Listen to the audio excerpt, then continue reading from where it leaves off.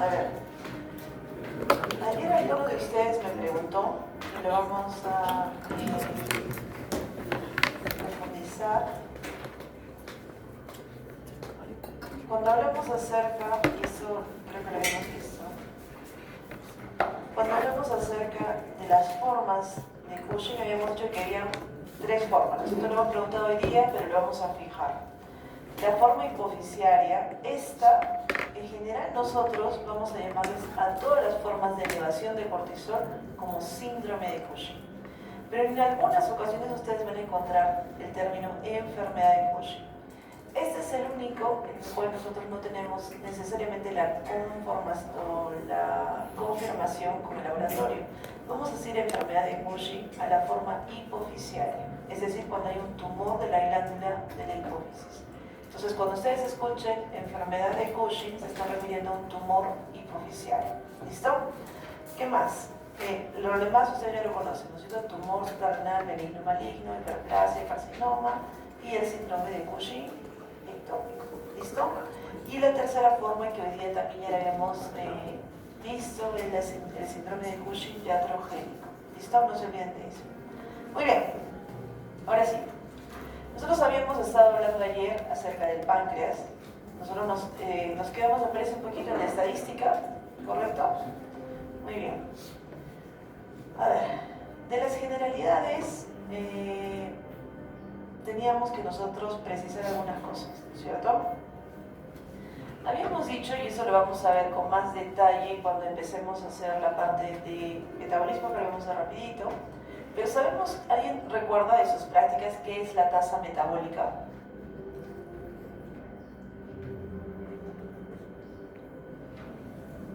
Energía consumida en un periodo de tiempo. Muy bien.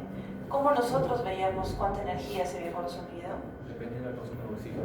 Muy bien, dependiendo del número de oxígeno, del consumo de oxígeno. Entonces nosotros estamos viendo que cuando hablamos acerca de tasa metabólica estamos hablando acerca de las necesidades energéticas en relación a oxígeno.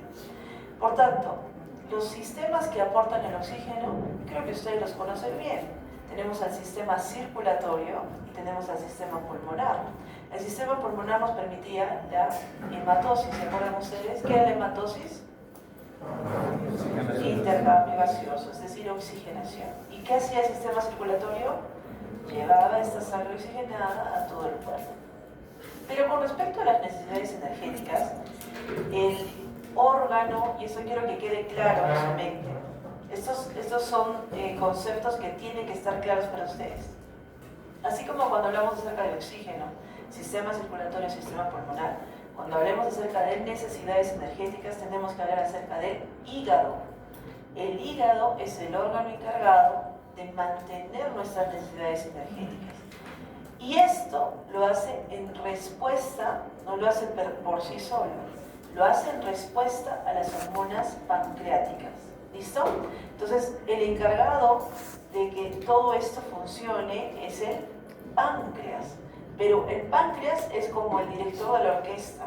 Quien toca los instrumentos va a ser el hígado. Entonces, ya estamos diciendo que el hígado va a tener un rol. ¿Por qué creen que les estoy haciendo esta acotación?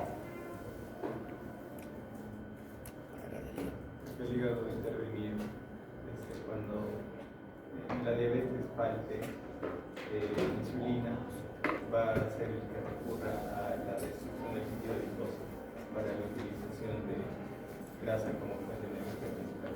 Ya. ¿Alguien más tiene otra idea? ¿Por qué les estoy recalcando tanto lo del hígado? Glucogenólisis también. Ya. Ya. ¿Algo más? Piensen un poquito más adelante en la patología. Porque dependiendo de la resistencia que puede generar para la diabetes, esto puede afectarse. Ya. Entonces, cuando ustedes tengan un paciente diabético, el paciente diabético no se ha generado de un día para otro. Es un paciente que va a tener alteraciones que se van a ir viendo años atrás. ¿Y qué alteraciones vamos a ver en este paciente?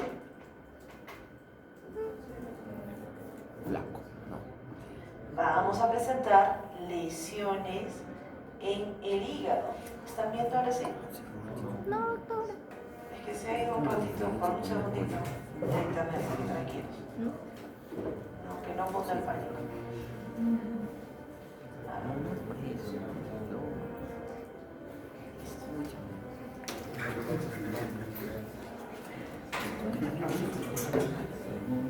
¿Y la de ayer de quién era? Recuerda que había una que estaba ayer.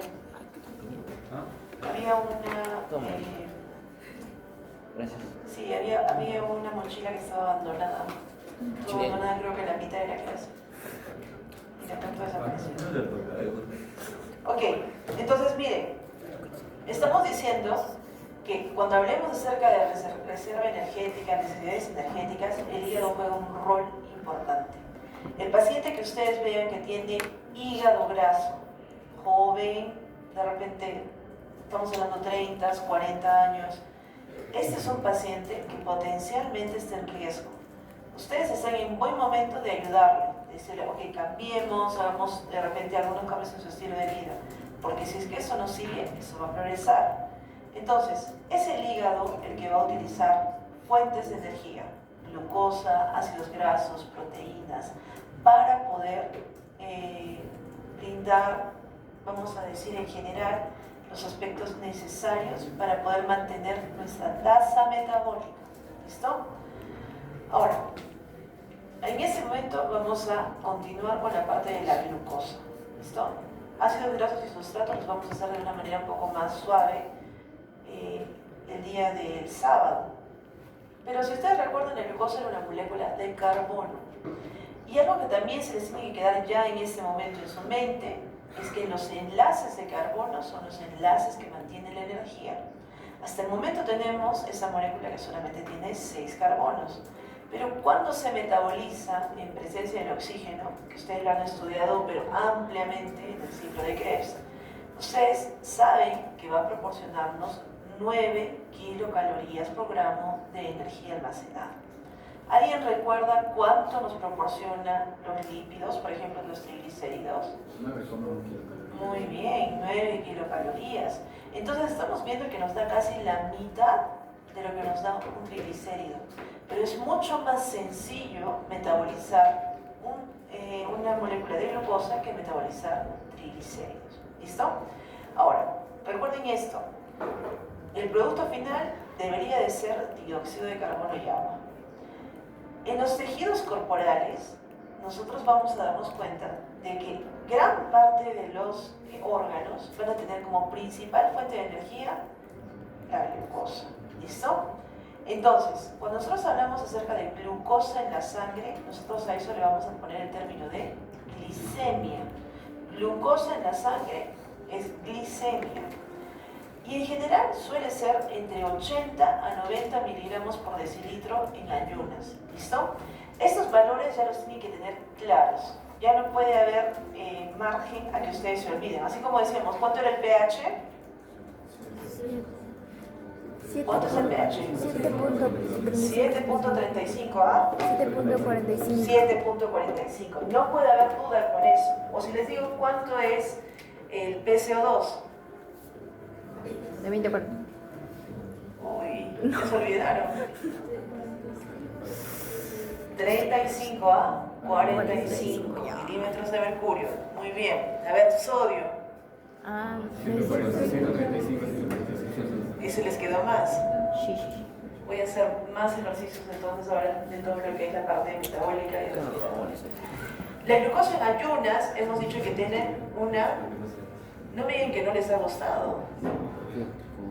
¿No les ha gustado? Entonces tengo que darles más ejercicios hasta que les guste. Salgan de estas clases y digan, qué bonito. Recuerden, en ayunas lo normal va a ser de 80 a 90 miligramos por decilitro. Y cuando nosotros ya hemos comido, es decir, postprandial, nosotros vamos a decir que más o menos está entre 100, 120 es un buen valor. ¿Listo? Esos valores tienen que aprendérselos como los valores que estamos diciendo de pH, como el valor del sodio, es un valor que ya tiene que estar en su mente. ¿Listo? Entonces ya sabemos, 80 a 90 miligramos por decilitro es el valor normal en ayunas. Si a todos ustedes, yo los cito hoy día, bueno, mañana, les digo, vengan en ayunas, les tomo la glucosa, es muy probable que su glucosa esté en 80 a 90 miligramos por decilitro. Y hemos dicho que cuando ya se ingiere alimentos, es decir, de manera postprandial, aumenta este valor a 100 a 120 miligramos por decilitro. Y es la insulina la que se va a encargar de ingresar esa glucosa dentro de las células para que se puedan utilizar. Entonces, luego de que tenemos la ingesta de alimentos, vamos a tener un pico de insulina. Y esta insulina va a devolver a la glicemia a sus valores normales, es decir, 80 o 90, en un tiempo aproximado de más o menos 2 horas. ¿Listo? Si ustedes tomaron su desayuno a las 8, a las 10 probablemente sus valores ya están muy cercanos a los que son los valores en ayunas. ¿Listo? Entonces, si se dan cuenta, por ejemplo, cuando ustedes están en el colegio, ¿a qué hora es su primer recreo? A las 10, ¿no es cierto? Entonces ustedes más o menos entraban a las 8 de la mañana, a las 10 tenían su primer recreo, y de ahí, ¿a qué hora era su segundo recreo? A las 12, ¿no es cierto? Entonces, se dan cuenta que nuestro sistema estaba adecuado para que ningún niñito se desmaye a la mitad de la clase, que no tengamos que llevarlo a la enfermería, que sí sucedía, ¿no es cierto? Ustedes deben de haber visto a alguna persona que no haya comido, que se haya desmayado, que haya hecho ejercicio extenuante. Ahora, esto también tiene que quedar claro en ustedes. La mayoría de la glucosa que se ingiere es procesada en la sangre y se va a almacenar. La gran mayoría de la glucosa se va a almacenar en el hígado como glucógeno. Entonces, si eso ha quedado claro, lo que sigue va a ser más sencillo para ustedes. Lo que ustedes están comiendo se está almacenando en su hígado como glucógeno. ¿Qué pasa si ustedes sobrepasan todo lo que van a necesitar en el día? Se convierte en grasa. Muy bien. ¿Y cómo se va a volver el hígado? Muy bien. Entonces estamos viendo que una cosa es consecuencia de lo otro. Entonces, la glucosa restante, es decir, un porcentaje de la glucosa, va a seguir circulando en la sangre para ser utilizada por las otras células, por el cardiocito, por las neuronas, por el nefrocito, por cualquier otra célula. Ahora, una parte del glucógeno también se almacena en el músculo. ¿Listo? Entonces, eso es importante. ¿Qué pasa si es que su paciente diabético tiene hígado graso? ¿Va a tener también los músculos llenos de glucógeno? ¿Los pacientes con diabetes tienen mucho músculo? No creo. Ya, entonces, ¿qué va a suceder? No hay dónde guardar. Va a consumir Estar gordito.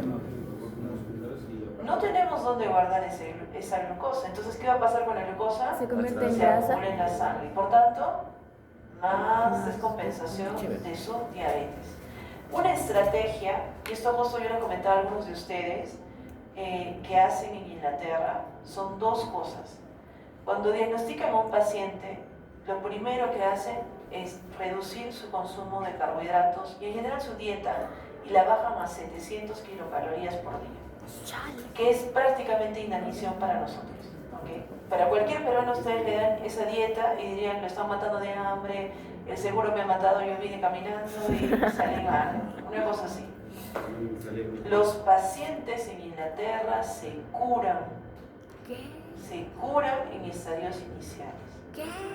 ¿Por qué? Porque al bajar el requerimiento de glucosa, lo que sucede es que, recuerden, nosotros no podemos estar en hipoglicemia. Y la insulina lo que hace es, obviamente, que utilicemos la glucosa. Pero progresivamente durante el día, el hígado va a ir soltando glucógeno y va a volverse glucosa para poder mantener los niveles de glicemia. Si yo a un paciente le doy lo suficiente para sus requerimientos metabólicos, ¿qué va a tener que hacer nuestro cuerpo el resto del momento? Va a tener que empezar a utilizar sus reservas. Obviamente va a utilizar reservas de glucógeno, va a utilizar reservas proteicas, van a utilizar reservas de lípidos.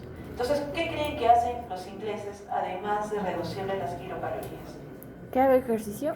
Les dan una dieta que sea altamente proteica y además que incluye ejercicio para aumentar su grasa y su masa magra, es decir, su masa muscular.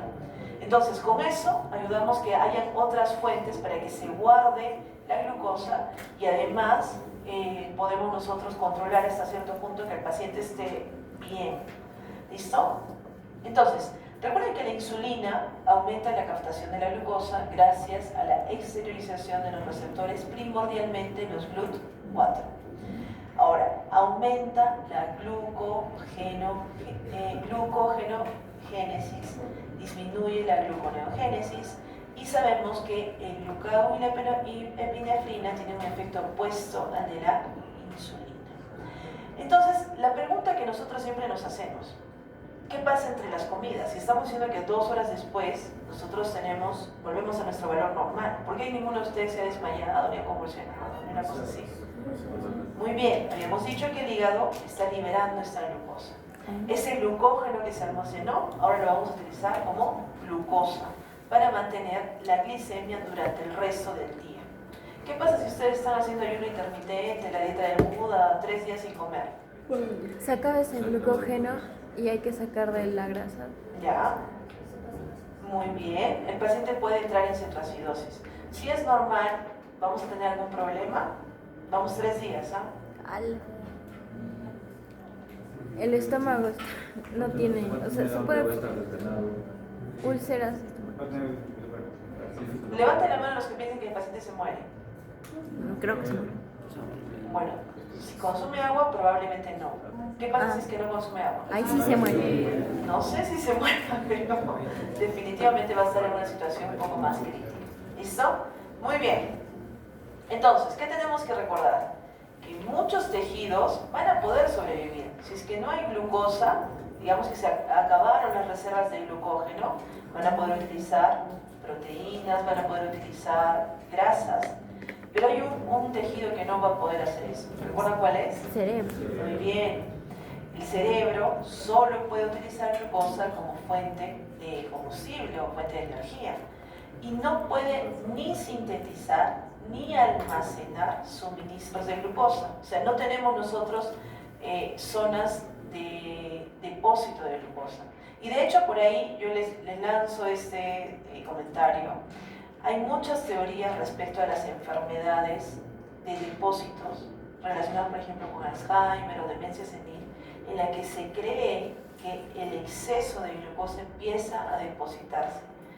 Obviamente estas son teorías, falta muchísimo para que se puedan validar eso, pero ya están hablando acerca, por ejemplo, de las complicaciones neurológicas del exceso de la glucosa. Entonces, cuando de repente ustedes estén en endocrino, manténganse atentos porque de repente ya vamos a tener las cosas más claras y vamos a poder hablarles de este aspecto. ¿Listo? Entonces, en general nosotros entendemos que solamente la glucosa que le llega al cerebro nos sirve para unos minutos, ni siquiera nos sirve para mucho tiempo. Y por tanto, necesitamos que los niveles de la glicemia sean adecuados para que el cerebro funcione de manera normal. ¿Listo? Si no tenemos un buen nivel de glucosa, lamentablemente el cerebro no va a poder funcionar bien. Y por tanto, la hipoglicemia, por ejemplo, moderada, nos va a causar una insuficiencia cerebral. Pero si es que esta hipoglicemia es grave y es prolongada, estamos hablando de una glicemia en 40, una glicemia en 50, lamentablemente puede causar muerte cerebral. Entonces, imagínense ustedes un paciente. Vamos a tener los dos extremos, es diabético. Ese paciente, por un lado, se olvidó de ponerse su dosis de insulina, es decir, su glucosa se sube. Por el otro lado, tenemos un paciente, pero que se pone 2 veces su dosis de insulina. Tenía 20 unidades y se pone 40 unidades. Se olvidó, no recordaba y se puso por si acaso. ¿Cuál de los dos, que sí sucede, esos casos de la vida real de todos los días? Parece raro, pero sucede. ¿Cuál de los dos tiene mayor riesgo de morir? El primero. A ver, piensen bien. El primero El primero se olvidó de poner y el segundo se puso doble dosis de insulina. El primero. Es que, doctora, usted nos dijo, recuerdo que el límite de glucosa, o sea, mucha glucosa era 1000, pero el límite de muy poca glucosa era creo que 40, 20. Entonces era peor que estuviera hipoglucémico a hiperglucémico. Y el segundo se ha puesto doble glucosa, doble insulina. Doble insulina. Está hipoglucémico. Ah, ya pues. El primero está hiper, que es levantada. No caigan en el del caballo blanco, ¿ah? El Voy a caballo. tratar de poner un caballo blanco de Napoleón. Por favor, no caigan. El miércoles. Tienen el concepto claro. Ya saben que la hipoglicemia es lo más grave que le puede pasar a este paciente frente a, por ejemplo, que sea un poco hiperglicémico, con glicemias de 300 o 400. ¿Listo? ¿Hasta aquí estamos claros? ¿Hemos entendido? ¿Sí? Muy bien. A ver, algunos términos que tenemos que recordar. El primer término que tenemos que recordar es la glucólisis. ¿Qué es la glucólisis? Romper el glucógeno para generar glucosa. No. Ah, eso. Vía central de la oxidación de la glucosa hacia piruvato. Teníamos la vía aeróbica y la vía anaeróbica. La vía aeróbica, recuerden ustedes que llegamos a acetilcoenzima A en el ciclo de Krebs, que usted lo ha adorado, yo sé que tiene muy guardado en su corazón. Saben, ¿no?, que los mitocondrios tienen también su canción de, por si acaso, el ciclo de Krebs. Y la anaeróbica, que sabemos que tiene como resultado la producción de lactato. Y recuerden que este paciente potencialmente podría ir a acidosis láctica. Muy bien. Se generan 2 ATPs, bueno, dependiendo, ¿no?, si es vía aeróbica, anaeróbica, pero en general eso es nada. Y la glucogenogénesis. ¿Qué es la glucogenogénesis? Muy bien. Almacenamiento de la glucosa en el hígado y en el músculo bajo la forma de glucógeno. Entonces, glucogenogénesis, recuerden que es almacenamiento de la glucosa como glucógeno. La enzima clave aquí es la glucógeno-sintasa. ¿Por qué les digo esto? Porque recuerden que hay enfermedades raras en las cuales tenemos mutaciones algunas son parciales, algunas son mosaico, de estas enfermedades. ¿Qué era la glucogenólisis? Muy bien, la degradación del glucógeno hacia glucosa. A nivel de hígado ya hemos dicho que la glucogenólisis nos permite mantener la glicemia. A nivel del músculo nos permite tener energía a nivel local. Por ejemplo, deben de haber escuchado, el paciente que hace ejercicios es un paciente que puede disminuir su peso. ¿Por qué creen que dicen eso? El paciente que hace ejercicio disminuye su peso. Porque sus reservas de glucógeno se vuelven más grandes para utilizarlo más rápido. Una vez se prueba la glucosa, va a requerir la glucogenólisis, se va a acabar las reservas de glucógeno y va a usar grasa. Ya. Entonces, estamos tratando nosotros de consumir, pero ¿ustedes saben cuánto se necesita trabajar para que empiece a haber el consumo de lípidos? ¿Alguien? Harto. Es bastante. No solamente de consumo de oxígeno, sino también de agua. Si no hay consumo de agua, recuerdan ustedes cuando hablábamos acerca de las funciones metabólicas, si no hay consumo de agua no vamos a poder utilizar, así que tengan cuidado. Muy bien, la enzima clave aquí es la glucógeno-fosforilasa. ¿Y qué es la gluconeogénesis? Muy bien, síntesis de glucosa desde aminoácidos, glicerol, y las enzimas que van a ser claves aquí, ¿se acuerdan? La pepquinasa, la fructosa 1,6-bifosfatasa, entre otras. ¿Listo? Muy bien. Hasta aquí nos vamos a quedar con esa parte porque es lo que necesitamos, es lo clave. Y vamos a regresar hacia donde nosotros estábamos. Ya estábamos definiendo el síndrome metabólico, ¿cierto? Me parece que nosotros ya habíamos visto completamente la prevalencia e íbamos a entrar a lo que era la clasificación y la fisiopatología. Esta es la clave de esta clase. Y en realidad yo diría que es de las clases más importantes que ustedes van a tener.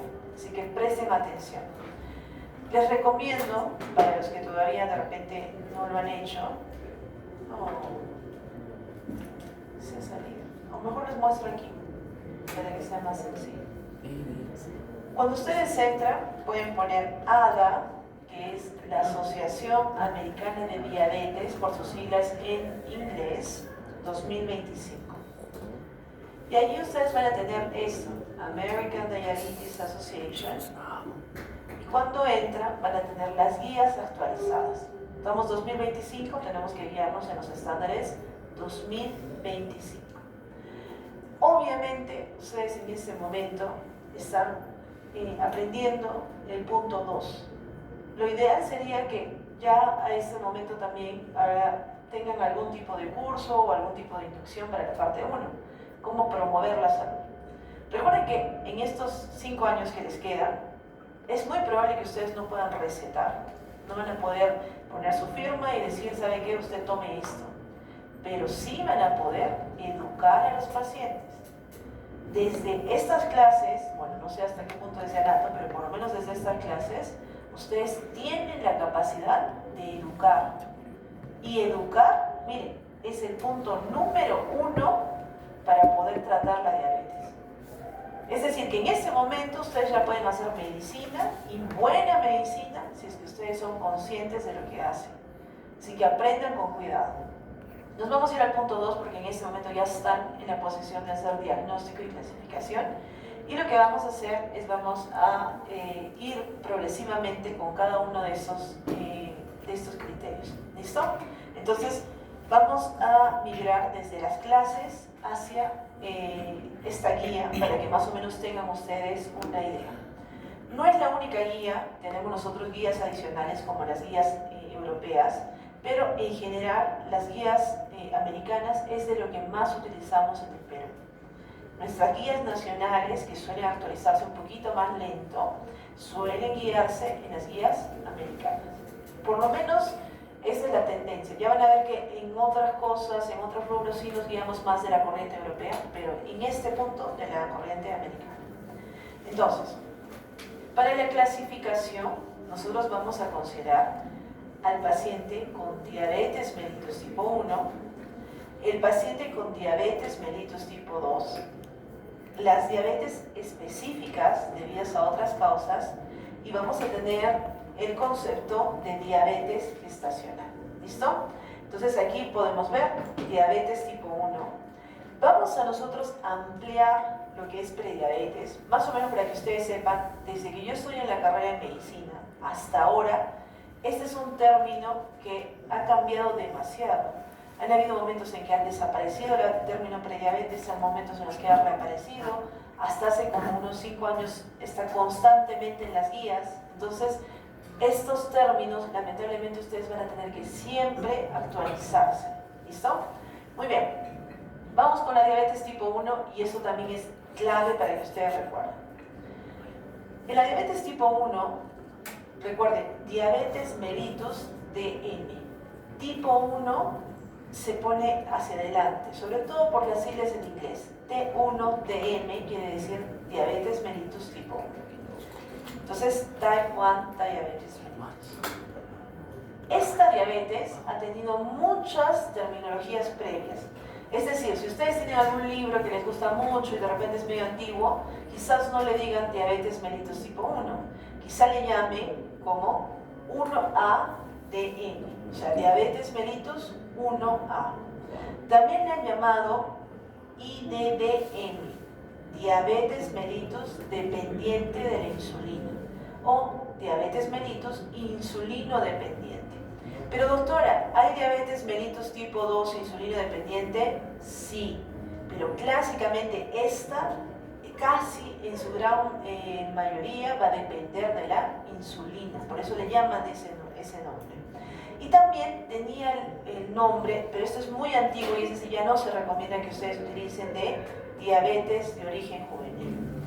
Solamente mantengan esa idea para que ustedes recuerden que clásicamente se presenta en los pacientes jóvenes. ¿Listo? A ver, les voy a contar una historia porque yo sé que a ustedes les gustan más las historias que otras cosas. ¿Listo? Hace unos años tuve la oportunidad de viajar a Rusia. ¿Listo? Rusia es un país hermoso. Si es que alguno de ustedes tiene oportunidad, ojalá que no me estén escuchando los americanos y me quiten mi visa, pero ha estado sometida a mucha mala propaganda. ¿Listo? Una de las... nosotros normalmente, ustedes cuando vayan a los congresos de medicina, se van a dar cuenta que muchos congresos tienen cenas. Y las cenas, en la gran mayoría de los casos, son cenas para confraternizar, para conocer a las personas, pero en algunos casos, como en el caso de Rusia, la cena era una cena para recaudar fondos para la lucha contra la diabetes mellitus tipo 1. ¿Listo? ¿Cuántos de ustedes conocen pacientes con diabetes mellitus tipo 1? Ya.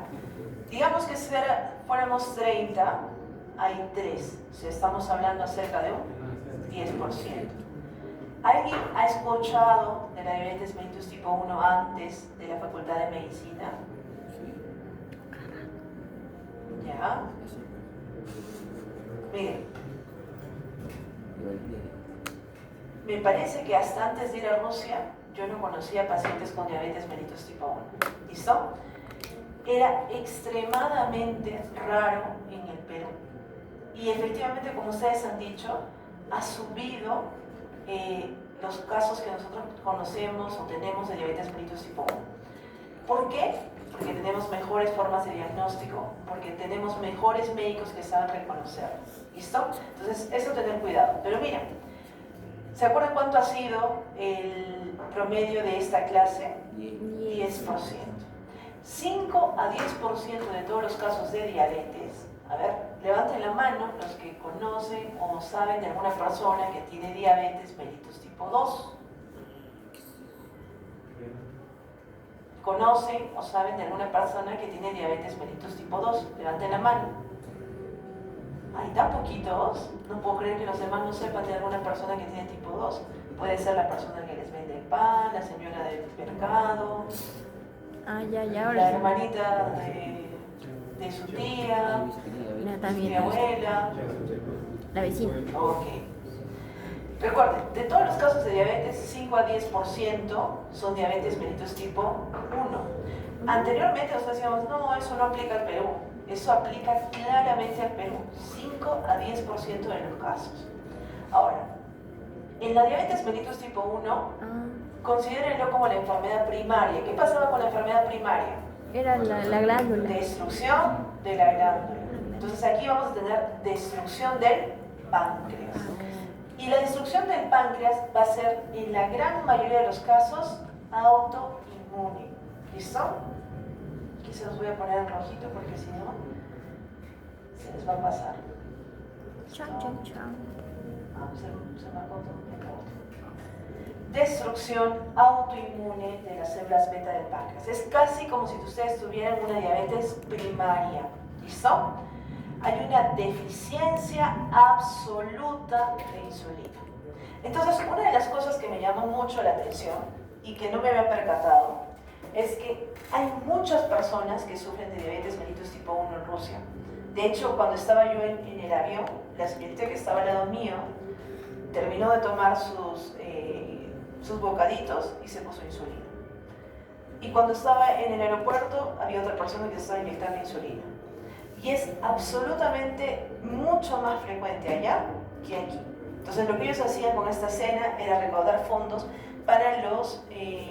allá hay una especie de marcadores para que no se estén pinchando todos los días, que son marcadores digitales, y se les pueda dar abiertamente a una fundación que estaba trabajando, sobre todo con personas que eran de origen eslavo, pero que no eran rusos. O sea, parece que no tendrían acceso o algo similar. ¿Listo? Entonces recuerden, deficiencia absoluta de la insulina. En estos casos, los pacientes van a presentar hiperglicemia. ¿Listo? Y van a tener niveles de péptido C, estos pacientes. A ver, piensen.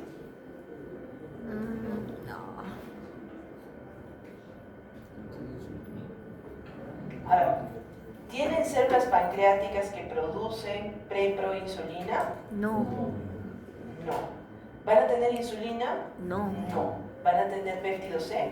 No. No. Entonces, la característica, y ese es el primer tip, es un paciente con hiperglicemia, pero con niveles indetectables o bajísimos de péptido C. Ese paciente no me está produciendo insulina.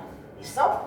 A ver, cuando hablamos acerca de la destrucción autoinmune de las células B pancreáticas, vamos a ver que va a ser una destrucción mediada por células T. Entonces, ¿qué tipo de inmunidad es esta? ¿Humoral o celular?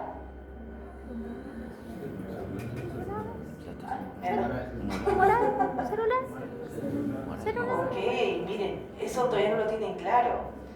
Cuando nosotros hablamos acerca de humoral, estamos hablando acerca de anticuerpos. Ah. ¿Quién genera los anticuerpos? Los linfocitos B. Los linfocitos B son los que secretan los anticuerpos. ¿Qué hacían los linfocitos T? Yo les decía que eran como boxeadores. Ellos van directo, agarran a su presa y lo golpean. Esos son los T citotóxicos CD8, presentan antígenos como los T4 helpers, pero nosotros en general, recuerden, cuando hablamos acerca de inmunidad celular, estamos hablando de linfocitos T. Entonces, está mediada por células T y va a haber marcadores que van a ser los autoanticuerpos. Ahora, esto es lo bonito. Todos los años preguntamos esto. Creo que no hay ni un año que no hayamos preguntado esto. Este año ¿Listo? no es la excepción. Cuando hablamos acerca de los autoanticuerpos ácido glutamínico descarboxilasas, llamados también los GADAs. Aquí nosotros vamos a tener un GADA especial que es el GADA65, que es el más importante y que va a estar presente en el 80% de los casos. Es decir, la gran mayoría de los pacientes con diabetes mellitus tipo 1, vamos a poder nosotros pedir el marcador GADA65 y va a presentar este paciente autoanticuerpos contra el ácido glutamínico descarboxilasa. ¿Es lo único que pasa? No. Vamos a tener autoanticuerpos para las proteínas citoplasmáticas de las células B de los islotes. Y a esto le vamos a llamar autoanticuerpos ICA. Recuerden, I de los islotes, de las células y de los autoanticuerpos. Entonces, los ICA 512 son también marcadores importantes que están presentes en el 69 al 90%. Entonces, si solamente vienen estos dos, ¿qué podrían ustedes deducir de la diabetes mellitus tipo 1? ¿Hay una sola vía? No. En la mayoría de los casos nosotros vamos a encontrar más de un autoanticuerpo. ¿Listo? Podría ser, por ejemplo, el GADA65 con el ICA 502 o los siguientes. ¿Se acuerdan cómo eran los receptores de la insulina? ¿Qué tipo de receptores eran? Eran transmembrana. ¿Qué forma, qué proceso metabólico hacía? Tirosinquinasas. Entonces vamos a tener autoanticuerpos a las tirosinquinasas. Se unen y a través de ellas destruyen esa célula. Aquí nosotros vamos a tener a los IA2 y a los IA2 alfa, que están presentes en el 50 al 75% de los pacientes. También vamos a tener autoanticuerpos insulínicos llamados IAA. Estos son los marcadores más importantes porque están presentes en el 70% de los niños y de los jóvenes y previene o retrasa la unión de la insulina. Entonces, ¿qué sucede? La insulina está circulando, estos autoanticuerpos captan a esta insulina y no permiten que se unan y por tanto exterioricen los GLUT. Hemos dicho, por ejemplo, estos autoanticuerpos por sí solos destruirían el páncreas. No, necesitan que haya otro que cause justamente esa destrucción. Recuerden, en estos casos el paciente va a tener hiperglicemia en el periodo postprandial inmediato y esto va a hacer que aumente la insulina. ¿Recuerdan? Comíamos, teníamos un pico de insulina y luego de eso, ¿qué sucedía? En este paciente va a tener hipoglicemias que algunas veces se van a presentar muy rápido, algunas veces se van a presentar en momentos más largos, por tanto se llaman hipoglicemias impredecibles. ¿Listo? Entonces hay que tener cuidado con eso. Y este paciente es el que más se confunde con el paciente diabetes mellitus tipo 2. Porque van a decir, no, ha habido momentos en los cuales he controlado bien, ha habido momentos en los que no, entonces le dicen, de repente sí es diabético, de repente no. Entonces, si ustedes ven un paciente que tiene estas alteraciones, piensen en una diabetes mellitus tipo 1 con alteraciones de los autoanticuerpos insulínicos. Luego tenemos los autoanticuerpos del transportador de zinc en el islote. Y hay una isoforma que es específica, que es la isoforma 8, que es la ZNT8. ¿Listo?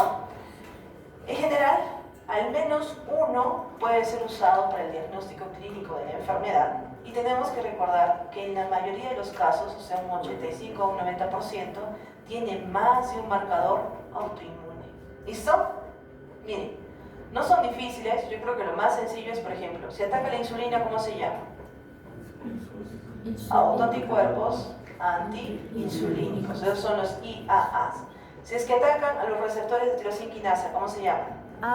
Autoanticuerpos tirosinquinasa o tirosinfosfatasa. Y esos son los IA2 y los IA2 alfa.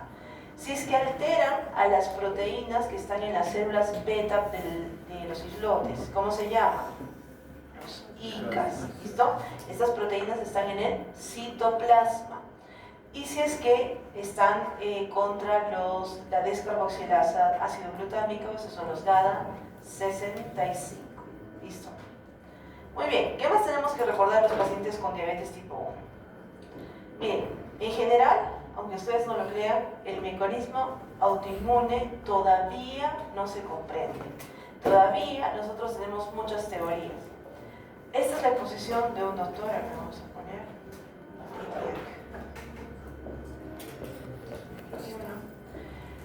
Él nos indicaba que tiene que haber un trasfondo genético, es decir, una susceptibilidad genética en las células beta. Y esta susceptibilidad genética tiene que estar presente en el 100% de las células del islote. Pero ¿qué sucede? El niño puede haber nacido normal, puede estar tranquilo, puede hacer su vida, inclusive ir hasta el colegio, pero empieza a ir al kinder, y en el kinder se contagia de algo. Entonces aquí tenemos un gatillo. El gatillo, recuerden que es como cuando utilizan ustedes las armas, un arma blanca. Gatillo es lo que va a detonar. Miren, puede ser un virus, quizá le dio una enfermedad, una gripe, le dio una otitis, le dio una diarrea. Pueden ser también factores dietéticos o inclusive toxinas que hacen que esa susceptibilidad genética se active. Muchos virus tienen una forma similar a alguno de estos receptores y pueden generar estos autoanticuerpos en una persona que ya es susceptible a esta enfermedad. Y por tanto empieza a haber injuria de las células beta, a esto se le llama insulitis, y empieza la alteración. Por ejemplo, podría ser que haya autoanticuerpos contra los islotes, autoanticuerpos contra la insulina o los anti-GADA65. Pero no es suficiente que haya los autoanticuerpos. Tiene que llegar las células T y tienen que destruir células T y macrófagos al páncreas. Para que miren, con el paso de los tiempos, con el paso del tiempo, digamos que pasa hasta los 6 años o a los 7 años, el paciente ya empieza a desarrollar intolerancia a la glucosa, y esto podría ser de repente un niño que ustedes lo ven gordito, de repente es un niño que está teniendo síntomas clásicos y inicia la clínica de diabetes. Entonces estamos viendo que esto podría empezar, por ejemplo, en un niño que se contagia al año, o podría empezar en un niño que se contagia a los 3 años, o de repente que hay algún evento que sucede cuando tiene 2 años o 4 años. ¿Listo? Entonces, recuerden, ese es el niño que tiene diabetes, es el joven que tiene diabetes, es el adulto, vamos a decir, un poco joven, pero que tiene diabetes. ¿Ok? ¿Hasta aquí ha quedado claro lo que es la diabetes tipo 1? A ver, puntos claros. ¿Qué es lo que tienen que recordar de la diabetes tipo 1? Que es daño a las células beta del páncreas. ¿Ya? Muy bien. ¿Qué más? Autoinmune. Diabetes mellitus tipo 1. ¿Qué tenían que recordar? Que es autoinmune. Tienen que, por ejemplo, si tuvieran que compararlas con otras autoinmunes primarias, ¿con cuáles la compararían? Hashimoto y Graves. Hashimoto, hipotiroidismo. Graves. ya hasta cierto punto, pero acá estamos destrucción. ¿Con quién más? Verdad. Con Addison, recuerden, destrucción de suprarrenales. Es algo similar, pero a nivel de páncreas. Si es que se destruye el páncreas, ¿puede formarse insulina? No. No. Estos pacientes sí o sí tienen que utilizar insulina. Por eso se les llama insulino dependientes. ¿Listo? Pueden ser niños, pueden ser jóvenes, y hemos visto que en el caso de los que son hipoglicemiantes impredecibles, podrían ser adultos inclusive. ¿Listo? Hasta aquí está claro la parte de lo que es diabetes mellitus tipo 1. Sabemos los autoanticuerpos, ¿verdad? ¿Cuál es el más común? Cada 65. ¿De allí cuál tenemos? Los de los islotes, receptores citoplasmáticos de los islotes. ¿Qué más tenemos? Para los Ante la tirosinas. insulina, antitirosinquinasa. ¿Listo? Muy bien. Hasta aquí, diabetes tipo 1. Este año, la ADA 2025 ha sacado este flowchart, que es basado en lo que ellos conocen de la población europea blanca. Y aquí le ponen ese punto, porque ya estamos hablando. Sí, Fabricio, yo no sé. En general estamos hablando de esas poblaciones eslavas, poblaciones finlandesas, danesas, que tienen esos fenotipos y genotipos. Entonces, miren, ¿qué pasa si ustedes tienen un adulto? O sea, ya es un adulto hecho y derecho, está terminando la facultad de medicina. Están sospechando diabetes tipo 1. ¿Qué van a hacer? Ellos recomiendan que hagan ustedes los autoanticuerpos. ¿Cuáles serán los más comunes? GADA y anti-islotes. Entonces ellos dicen, háganle los autoanticuerpos para los test de islotes. Ahora, ¿qué pasa si es que el test le sale positivo? Pues es evidente. ¿Qué cosa tiene el paciente? Diabetes tipo 1. Pero ¿qué hemos dicho que decía la guía? ¿Cuántos marcadores tienen que tener? 2. ¿Hemos dicho eso? No sé. No he dicho nada. Claro que he dicho, les he dicho al menos 1. Mire, acá les he puesto. Y me hacen dudar, yo dije, Dios mío, de repente lo he tipeado mal. Imagínense. Y todavía me dice con todo, así en coro. Al menos 1 puede ser usado para el diagnóstico. Hemos dicho que en la gran mayoría de los casos no hay solo 1, pero al menos 1. Entonces, ellos, en la población blanca, han visto de que el autoanticuerpo contra los islotes es el más frecuente en ellos. Pero ¿qué hemos dicho de nosotros? Cada 65 y los autoanticuerpos contra los islotes. Ahora, ¿qué pasa si es que no sale negativo? Si es que este test no sale negativo, nosotros sabemos que hay un 5 o un 10% de adultos que podrían tener diabetes tipo 1. Entonces, allí dice, clasifíquenos por la edad. Si son menos de 35 años, hay que ver si es que hay alguna característica de diabetes monogénica. Si es que sí hay característica, ¿qué le van a pedir? Está sencillísimo, péptido C. Ahora miren, van a aprender el valor del péptido C. El valor del péptido C va a ser 200 picomoles por litro. Siempre consulten con el laboratorio con el que ustedes trabajan. ¿Qué tal si en su trabajo donde ustedes están el rango es diferente? Entonces ustedes lo van a adaptar. Pero si está calibrado, debería ser así. Si es que tiene más de 200 picomoles por litro, ¿qué quiere decir? Que si tiene péptido C, y por tanto, ¿qué tiene? Insulina. Entonces, aquí se le hace un testeo genético para ver si es que tiene diabetes monogénica, y obviamente esto va a depender si es que el paciente tiene acceso a este test genómico. ¿Qué pasa si sale menos de 200? No hay péptido C, por tanto, no hay insulina, y por tanto, ¿qué podemos decir? Diabetes. Que no hay los islotes, no hay las células. ¿Qué células? Beta, y por tanto, el paciente tiene péptido C. ¿Qué pasa si es que no tiene factores de diabetes monogénica? Entonces aquí nosotros vamos a decir, ¿tiene factores de diabetes mellitus tipo 2? O sea, ¿es un paciente que de repente tiene polipsia, polifagia o tiene algo adicional? No.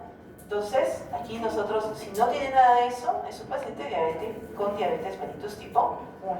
Pero ¿qué pasa si sí tiene? Entonces aquí, si es que tiene, o si es que es mayor de 35 años, O sea, no sabemos bien cómo clasificarlos y no podemos nosotros saber de repente qué tratamiento darle.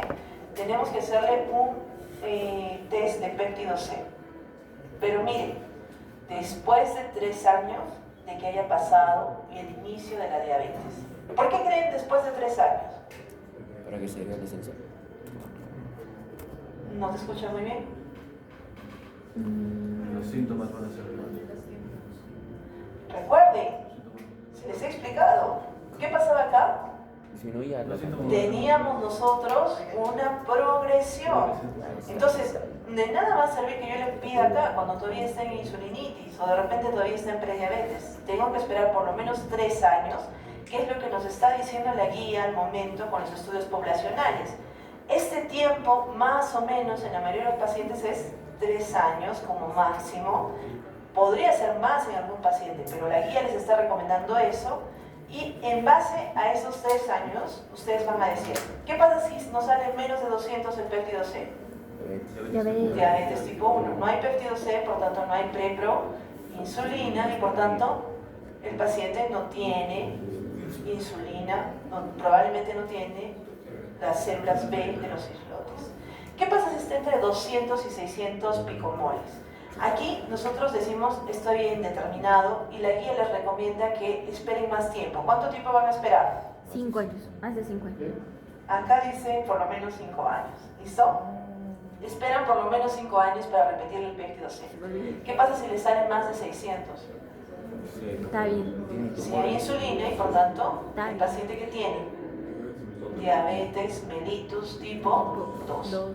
Miren chicos, si es que ustedes no saben lo que era péptido C, tengan ustedes por seguro que ese conocimiento les va a parecer así como que se tienen que memorizar algo. Si es que ustedes no saben lo que es un test autoinmune, nuevamente se quedaron ni siquiera empezaron su... O sea, lo que dirían, eso es para gente blanca, ¿no? Eso no es para nosotros. Doctora, y en los 3 y 5 años que tenemos que esperar, ¿qué le damos para que nos muera? En los 3-5 años vamos a darle una terapia híbrida. La guía también nos da, o sea, para cada uno de estos casos vamos a tener nosotros la oportunidad de darle tratamiento. Pero recuerda que a estos pacientes le vamos a dar tratamiento, pero no nos van a responder como nosotros creemos. Por eso es que decimos de que está entrando el algoritmo porque su tratamiento no está bueno. ¿Listo? Por ejemplo, tiene episodios en los que se maneja bien la glucosa, pero por otros hay hipoglicemias o de repente está necesitando insulina. Entonces, todo eso nos va a hacer sospechar, va a decir, ¿qué está pasando? ¿Este paciente es tipo 1 o es tipo 2? ¿Listo? ¿Y ustedes creen que podemos hacer esto en el Perú? No. Sí, lo podemos hacer en el Perú, pero muchos de nosotros creemos que es imposible. ¿Por qué? ¿Por qué creen que es imposible? Falta de fondos. Porque no entienden lo que es un péptido C, no entienden por qué tendría esa relación. Segundo, Por la educación de la población. ya, o porque no entienden tampoco que es por ejemplo, un anticuerpo contra el islote. Lo ven como algo así fuera de otro mundo. Recuerden que hay muchos médicos en este momento que están ejerciendo que no necesariamente han tenido acceso a medicina de precisión como ustedes. Muchos de ellos se actualizan, ¿no? Van a estar al nivel, sobre todo cuando ustedes estén llevando las clases, van a estar con especialistas. Todos ellos están actualizándose constantemente. Pero ¿creen que va a la par el lado diagnóstico con el lado clínico? No todas las veces. A veces el diagnóstico gana, el clínico no tanto, a veces el clínico gana y el diagnóstico no tanto. Entonces ustedes sepan que existen maneras de diagnosticar al paciente ahora, en 2025. ¿Listo? ¿Hasta aquí estamos bien? ¿Hemos entendido? Ya. Sigo pensando que están súper dispersos, así que les voy a dar unos 5 minutos y regresamos porque diabetes tipo 2 tienen que dominarla como la ABC. ¿Listo? 5 minutos, chicos.